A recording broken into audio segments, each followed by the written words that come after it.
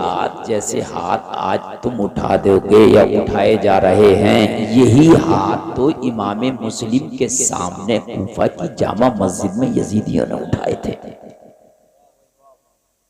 उन्होंने कहा था हम हुसैन के साथ हैं और ख़त लिखो, इमाम मुस्लिम से कहा, और मदीना रवाना करो कासिद और कहो हुसैन आए, हम बायत कबूल करेंगे। मैं भी कहूं कि अभी कितने लोग हाथ उठाएं और वादा करें कि आज के बाद नमाज नहीं छोड़ेंगे, तो अगर हाथ उठ भी जाएं तो मैं दो चार की बात नहीं कर सकता जो इस वादे को निभा लें, बाकी फजर से ही कम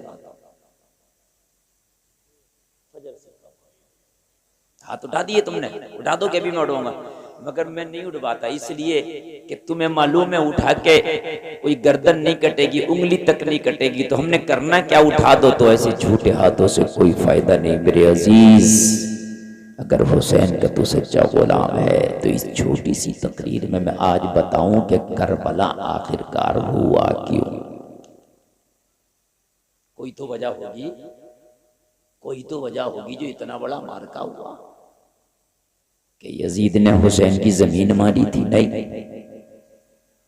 क्या कोई तिजारती मामलात में लेन देन था? नहीं। क्या खानदानी घपला था? नहीं, खानदान भी अलग अलग थे, खानदान भी अलग अलग थे। ये बनु हाशिम है, वो बनु उमैया है। ना खानदान एक है, न कबीला एक है, न कारोबार एक है, न मैंड एक है, न लैन है, न दैन है। फिर मामला क्या है कि इतना बड़ा झगड़ा और इतना बड़ा मामला दरपेश आया कि हुसैन ने अपने बच्चे बच्चे को कुर्बान कर दिया, लेकिन इख्तिलाफ जो था करबला में वो अपनी जगह रहा, हुसैन उससे पीछे नहीं हटे। ये बात मैं आपके जहन में डालकर जाना चाहता हूँ। बहुत हाथ उठा लिए हमने कि गौस का दामन नहीं छोड़ेंगे। खुदा की कसम इन हाथों को उठा उठा के अब तो ऐसा लगता है ना कि हाथ भी हमारे झूठे हो गए, जब चाहो उठा दो। यार करबला में हाथ ही का तो झगड़ा था, काय का झगड़ा था? हाथ का। यजीद ने कहा हाथ दो, हुसैन ने कहा सर दे सकता हूं, हाथ नहीं दूंगा। सुभान अल्लाह। चूंकि ये हाथ सच्चे का है और ये झूठे के हाथ में जा नहीं सकता। अगर ये हाथ तेरे हाथ में दे दिया तो जो हाथ तेरा है वही हाथ हुसैन का हो जाएगा, हुसैन का हाथ झूठे के हाथ में नहीं जाएगा। इसलिए अगर सर चाहिए तो ले सकता है, मगर हुसैन का हाथ नहीं ले सकता।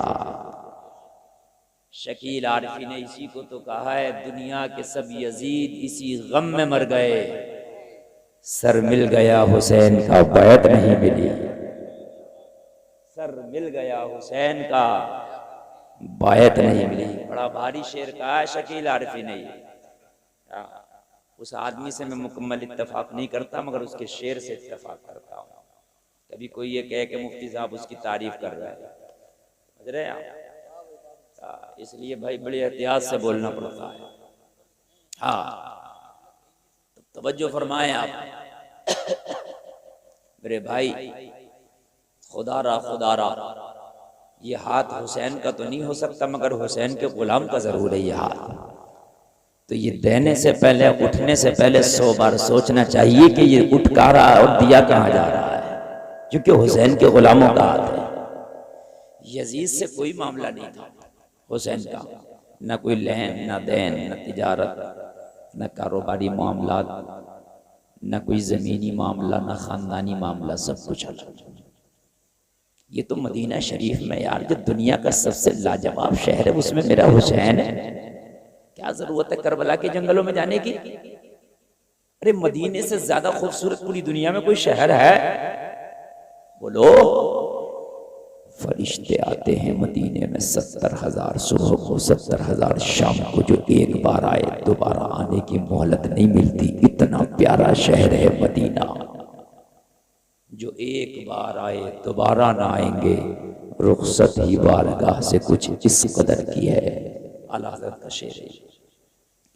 तो मेरे भाई बताओ, इतना प्यारा शहर मदीना, नाना के कूचे में हुसैन की जिंदगी गुजर रही है, क्या जरूरत पड़ी है कि करबला के जंगलों में जाए? लेकिन जरूरत जब पेश आई तो हुसैन ने बताया कि आज हुसैन निकला है, कल मेरे गुलामों अगर इस्लाम के लिए जरूरत पेश आए तो तुम्हें भी निकलना पड़ेगा, निकलना पड़ेगा। मामला क्या था? यजीद ने कहा भाई मैं, जब यजीद तख्त पे बैठा तो तख्त पे बैठते ही चेमे गोइयां शुरू हो गई। मुश्किल से 20 या 30% लोगों ने यजीद को कबूल किया, बाकी 70-80% लोगों ने नकार दिया, नहीं माना। यजीद ठीक नहीं है आदमी, इसके कारनामे ठीक नहीं है, इसके मामला ठीक नहीं है, फासिक है, फाजिर है, हराम काम खुल्लम खुल्ला करता है। यजीद ने सोचा यार कैसे अपनी हुकूमत को मनवाऊं, कैसे मनवाऊं। तो उसने मीटिंग ली, तो उसके जो कह लीजिए मुशीर थे, उन्होंने कहा कि चंद लोग ऐसे हैं जिनकी तायीद हासिल हो गई तो तुझे पूरी दुनिया इस्लाम अपना खलीफा मान लेगी। कहा कौन? कहा नंबर 1 हुसैन इब्ने अली, नंबर 2 अब्दुल्ला इब्ने जुबैर। इस तरह के जो जलील कदर सहाबा थे, कहा ये अगर तुझे अपना खलीफा मान ले तो दुनिया इस्लाम में तेरी धाक बैठ जाएगी। जो है इसने यही काम किया। इसने गवर्नर मदीना को एक खत लिखा और कहा मुझे हुसैन की बैत चाहिए, चाहे जबरदस्ती हो, खुशी हो, लड़के हो, झगड़ के हो, जैसे भी हो, हुसैन की मुझे बैत चाहिए हर हाल में। खत आ गया गवर्नर मदीना को, खत पढ़ा उसने। गवर्नर मदीना जो था वो उस वक्त अहले बैत के ताल्लुक से कुछ नरम था। अहले बैत की मोहब्बत कहीं ना कहीं उसके सीने में थी। उसने हुसैन इब्ने अली को बुलाया और बुला के यहाँ हुजूर ऐसे ऐसे यजीद का खत आया है, वो आपकी बैत चाहता है, अब इसमें क्या करना है? मेरे हुसैन ने फरमाया तू क्या चाहता है, तू बता। कहा हुजूर मैं आपके हुक्म का ताबे हूँ, लेकिन हाँ अगर आपने बैत कबूल ना की तो प्रेशर मेरे ऊपर बहुत बड़ा आ जाएगा। तो मेरे हुसैन ने उससे कहा सुन, चाहे तो कान में सुन ले, चाहे तो मैदान में सुन ले। बात बाप की थी तो हमारे भैया ने भी कबूल किया और हमने भी कबूल किया, इसलिए कि वो सहाबी रसूल थे। सुभान अल्लाह बोलो। लेकिन बात यजीद की आती है तो हुसैन किसी भी कीमत उसको कबूल नहीं करेगा। कहा हुजूर प्रेशर पड़ेगा आप पर, देख लेना। हुसैन ने कहा कितना प्रेशर पड़ेगा? कहा हो सकता मदीना छोड़ना पड़ा। हुसैन ने कहा ये भी गवारा है, अगर सर कटे ये भी गवारा, कुनबा कटे ये भी गवारा, गर्जी न जाए ये भी गवारा। अगर हुसैन को सब कुछ कुर्बान करना पड़ जाए सब कुछ गवारा है, लेकिन उसकी बैत कबूल नहीं करूंगा। बस हुसैन ये कह के चले गए, ये कह के चले गए। अब टॉपिक यहां से शुरू होता है। टॉपिक ये है कि मैं ये पूछना चाहता हूं कि गवर्नर मदीना से कहा चाहे सर कटे, मदीना छूटे, खानदान कटे, सब लुट जाए, उसको कबूल नहीं करूंगा। आखिरकार क्यों हुसैन इतना बड़ा फैसला क्यों? ये अहम बात है, जरा गौर से सुनना। हुसैन इतना बड़ा फैसला क्यों, किस लिए? अब जरा सुने क्या खराबी है मौला हुसैन यजीद के अंदर, उसके अंदर खराबी क्या है? तो जवाब मिलेगा वो कभी नमाज पढ़ता है, कभी नमाज छोड़ता है, ये खराबी है पहले। कभी पढ़ता है, कभी, जोर से बोले। अच्छा वो पढ़ता ज्यादा था, छोड़ता कम था, समझ लें आप। पढ़ता ज्यादा था, छोड़ता कम था, हम छोड़ते ज्यादा हैं पढ़ते कम हैं, फिर भी हुसैन। ये उलमा बैठे, वो पढ़ता ज्यादा था छोड़ता कम था, हम छोड़ते ज्यादा हैं पढ़ते कम हैं, फिर भी हुसैन। क्योंकि हाथ उठा दिया ना हमने रात जलसे में, क्या हुसैन ही बस हो गए हुसैन। नंबर 1। नंबर 2, शराब पीता था। तो यजीद के ज़माने में शायद जहाँ तक मेरी तहकीक और नॉलेज है एक ही शराब चलती होगी, वो जो भी बनती होगी देसी, सिर्फ एक ही, ठीक है। लेकिन आज इस ज़माने में कम से कम 50 तरह की शराबें हैं, अंग्रेजी, देसी, बियर।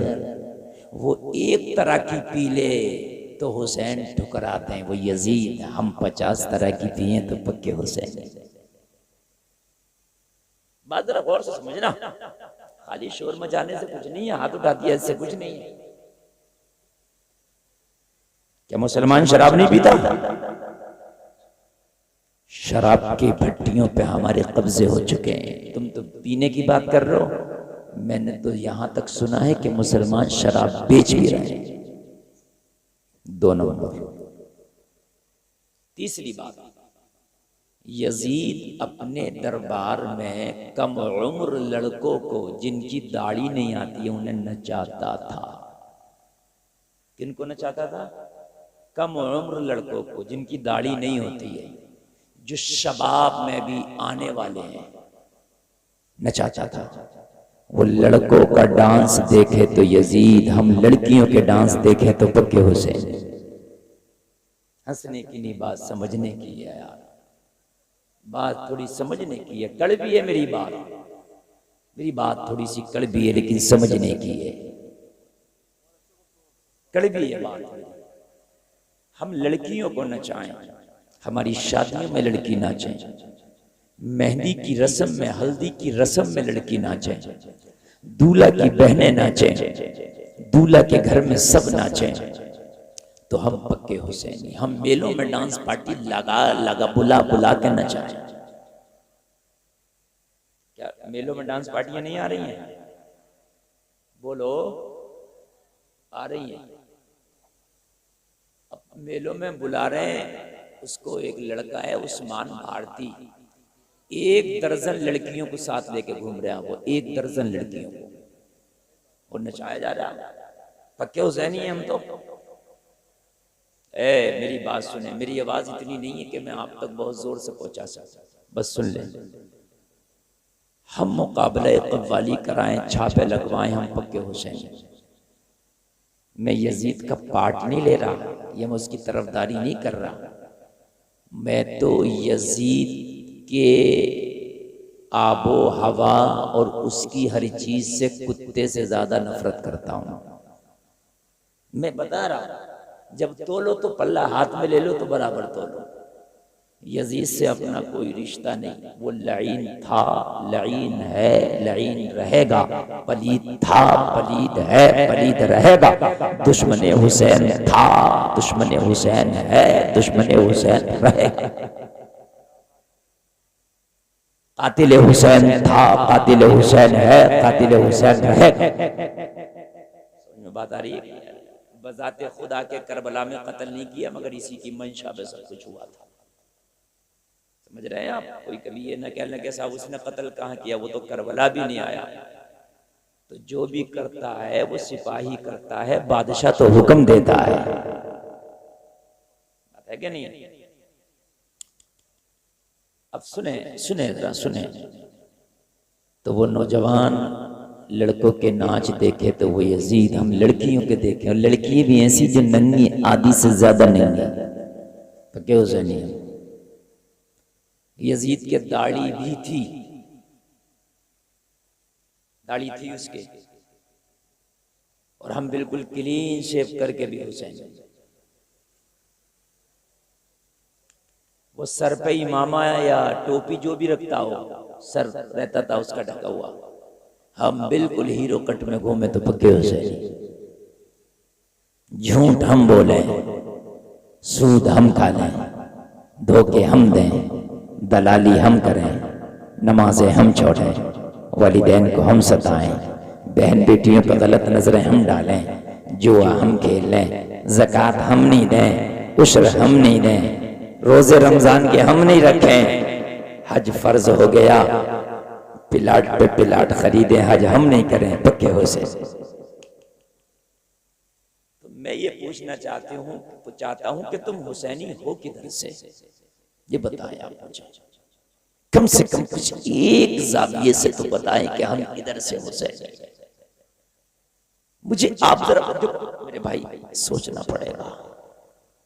कयामत में ऐसा नहीं है कि अच्छा ये आ गए जलसा करने वाले जिन्होंने हाथ उठाए थे, चलो इन्हें जन्नत में लेके चलो, ऐसा नहीं होगा ना। कब्र में जब जाओगे तो मुनकर नकीर अच्छा आ गए जलसे में नारा लगाने वाले, हाथ जो उठाया था, चलो ठीक है आराम से सो, जन्नती बिछोना ये, और सर्दी उर्दी लगे तो लिहाफ ला दे और चल चल। ऐसा नहीं, बड़ा मुश्किल काम है। आप ये सोच रहे हो कि मुनकर नकीर आएंगे कहेंगे अच्छा और कुछ तो नहीं चाहिए आपको, ऐसा नहीं है। बड़ा मुश्किल काम है, बहुत मुश्किल काम है।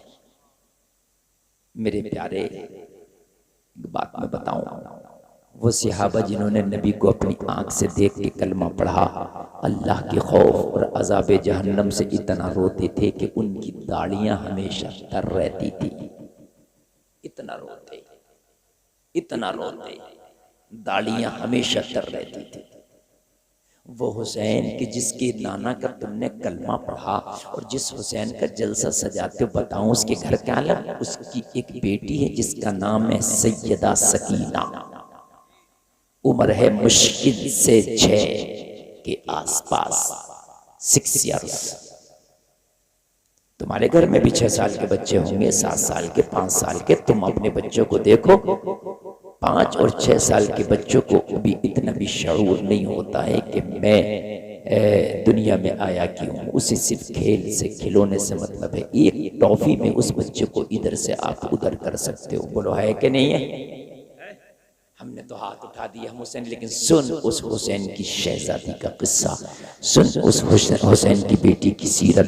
जब करबला में हुसैनियों को जो बचे थे ना, सबको बेड़ियों में जकड़ लिया गया, रस्सियों में बांध लिया गया और रस्सियों में बांध के खेमों में आग लगा दी गई। खेमे जल रहे थे। अल्लाह अल्लाह, सैयदा सकीना खेमों के बाहर खड़ी है, अपनी फटी हुई चादरों के टुकड़े अपने चेहरों पर ढके पड़े हैं। लोगों जरा गौर करो, इन जालिमों ने खेमों को जला के कहा इन्हें रस्सियों में बांध लो।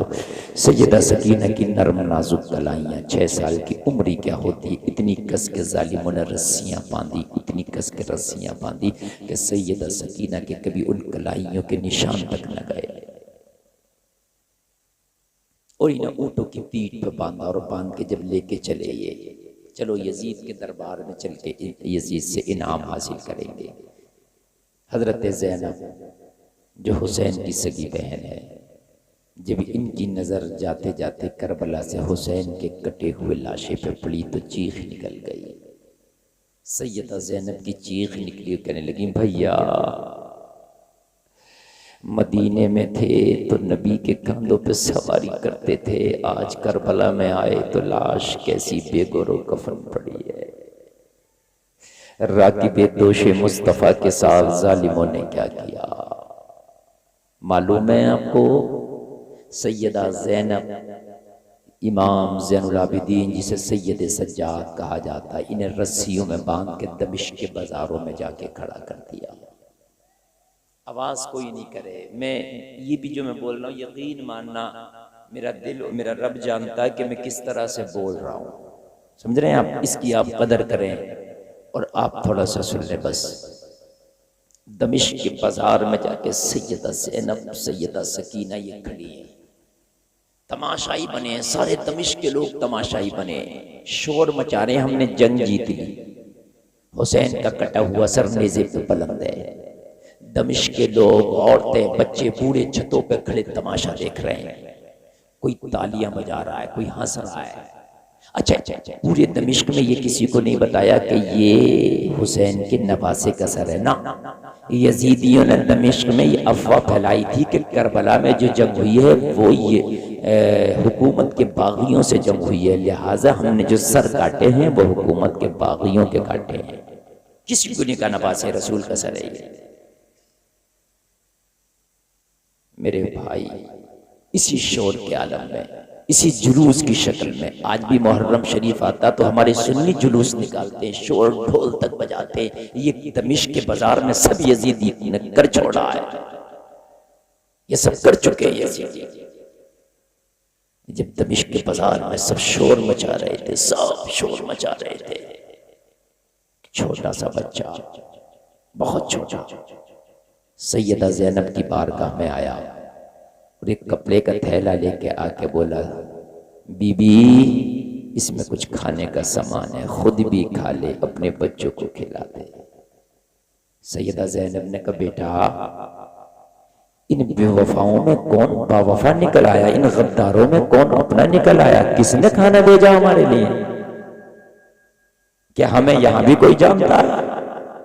कभी भी मैं तो नहीं जानता कि वो जिसने खाना भेजा है वो तुम्हें जानता या नहीं जानता, लेकिन उसने इतना कहा था कि ये उस बीबी को खाना दे देना कि जिसके चेहरे पे फटी हुई चादर के टुकड़े हैं, जिसकी पैरों में बेड़ियां हैं।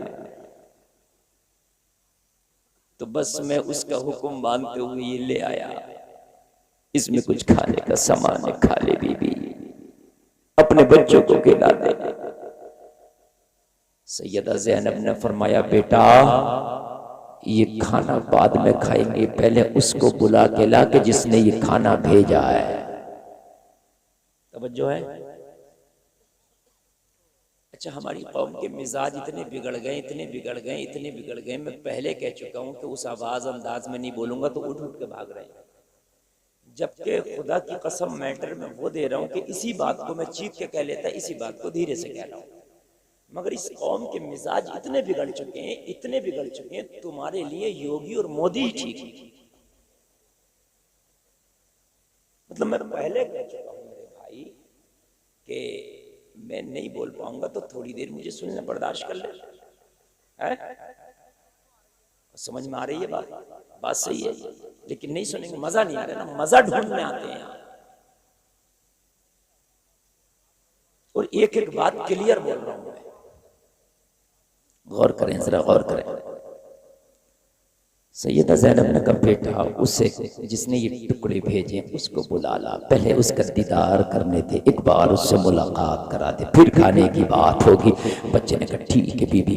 बच्चा थोड़ी देर के लिए गायब हुआ और थोड़ी देर के बाद जब बच्चा सैयदा ज़ैनब जो हुसैन की सगी बहन है उनकी बारगाह में आया तो 80 साल की बूढ़ी औरत का हाथ पकड़ के लाया।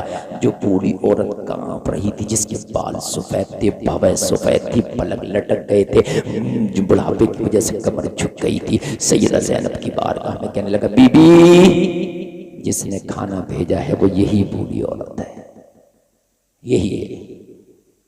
सैयदा ज़ैनब ने कहा, बीबी कि तू हमें जानती है कि हम कौन है? जहां पर सब ताली बजा रहे थे तूने भी ताली बजा लिया होता, जहां पर सब पत्थर मार रहे थे तो पत्थर तूने भी मार लिया होता, जहां पर सब शोर मचा रहे थे, हमारा मजाक उड़ा रहे थे, थोड़ा सा मजाक तूने भी उड़ा लिया होता। तूने खाना क्यों भेजा? क्या तू जानती है मैं कौन हूं? सैयदा सकीना की तरफ इशारा किया, तू जानती है बच्ची कौन है? इमाम ज़ैनुल आबिदीन की तरफ इशारा किया, तू जानती है नौजवान कौन है? ज़ईफ़ा ने अपनी मुड़ी हिलाई और नफी में जवाब दिया, बेटा मैं तो नहीं इन बच्चों को जानता।